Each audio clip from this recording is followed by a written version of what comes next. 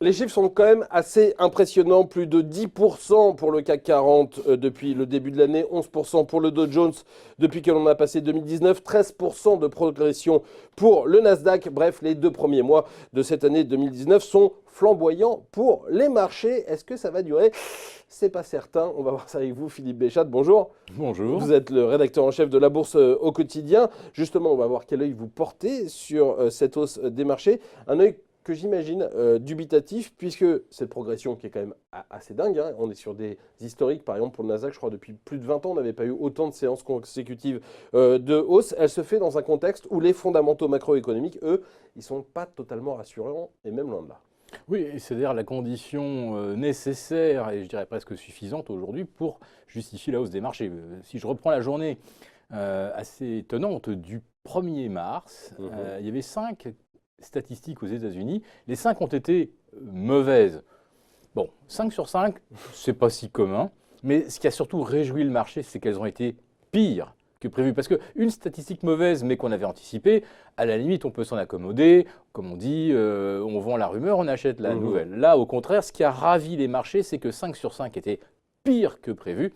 Ce qui a donc accru la possibilité, sinon la probabilité, de voir la Banque centrale américaine envisager de nouvelles stratégies, allant bien au-delà de la simple mise sur pause de son programme de normalisation, qui n'existera pas. M. Powell l'a dit mardi et mercredi dernier devant le Congrès américain. On ne reviendra pas à une situation correspondante ou approchant ce qu'on a pu connaître avant 2008, c'est-à-dire quand le bilan de la Fed était inférieur à 1000 milliards, même en deçà des 850 milliards. Donc on n'y reviendra pas, voire jamais. Ça veut dire qu'on va continuer à faire tourner la planche à billets, qu'il y a encore des hélicoptères qui vont déverser de l'argent, comme disent les Américains. Pas encore, il n'a surtout pas promis ça. Il a juste dit que la réflexion était actuellement en cours. Comprendre qu'avec ses collègues, on avait déjà pratiquement arrêté une position au sujet de cette normalisation.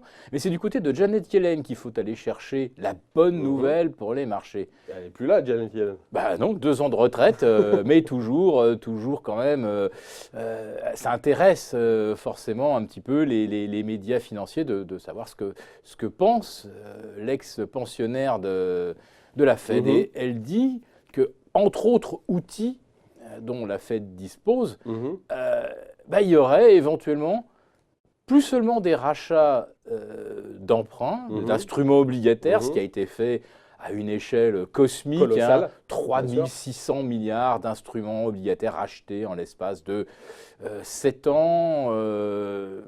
Là, elle dit que peut-être faudrait-il, si on voulait vraiment soutenir l'économie, faire quelque chose d'efficace. Attention, pas faire un truc auquel les marchés sont déjà accoutumés. Il faudrait racheter des titres, des actions, faire comme la Banque centrale du Japon, en quelque sorte. Voilà, donc ça c'est une musique céleste aux oreilles des marchés. Ça veut dire qu'on est quand même dans un changement de paradigme total. Avant, les investisseurs, quand les nouvelles elles étaient pires, ils vendaient. Ça, c'était avant 2009. Voilà.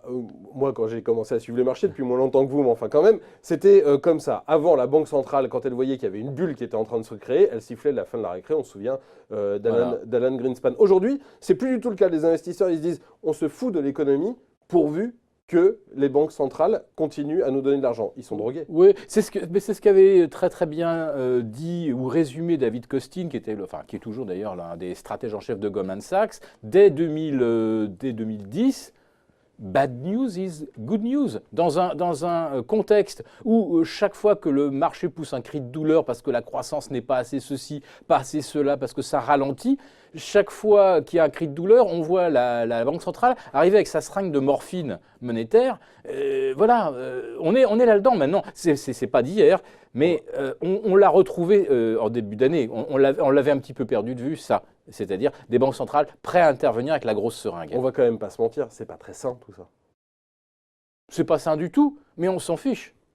Mais combien de temps ça peut durer ? On s'en fiche que ce soit ça. Ce qui compte, c'est un retournement de bâton. Ce qui compte, c'est de faire de l'argent. c'est de gagner de l'argent avec les actions. Et à la limite, qu'il y ait ou pas des fondamentaux pour étayer la hausse des actions, finalement, on s'en fiche quand même un petit peu. Enfin, on s'en fiche de plus en plus depuis presque 10 ans. Il y a 10 ans, on prêtait de l'argent à des gens qui n'avaient pas les moyens de rembourser.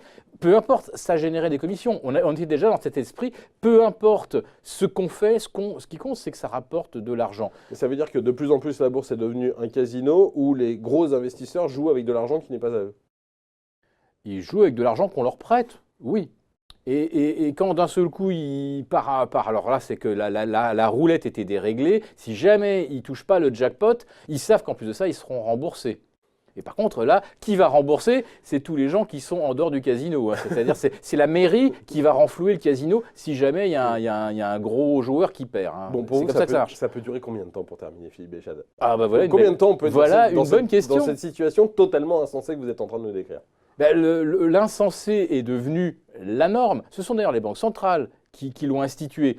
On fait des mesures exceptionnelles. Alors, exceptionnelles 2008, 2009, 2010, je veux bien. Mais après 3 ans d'exceptionnel, on n'est plus... C'est le sevrage qui est compliqué. On n'est plus dans l'exceptionnel. Ouais. On devient dans le business as usual. Et le sevrage aujourd'hui, oui, c'est effectivement une désintoxication qui est devenue impossible.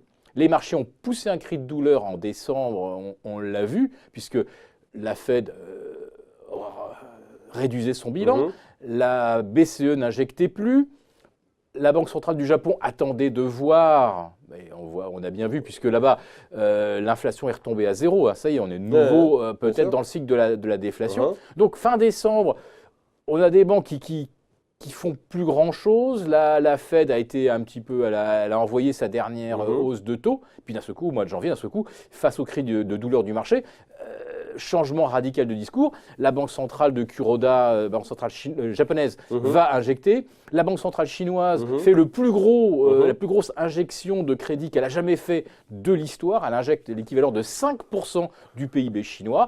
La Fed change de discours. Il n'y aura pas de 3e, 4e hausse de taux. Ça veut dire donc que maintenant, c'est la bourse qui mène la politique monétaire. Je ne sais pas s'il faut s'en réjouir. En tout cas, on va continuer de suivre tout ça. Merci beaucoup, Philippe Béchade, pour être venu nous expliquer cette situation qui n'est pas totalement nouvelle, mais en fait qui n'est pas totalement rassurante non plus. Oui, mais qui dure. Voilà. Merci beaucoup d'avoir été dans Ecorama aujourd'hui.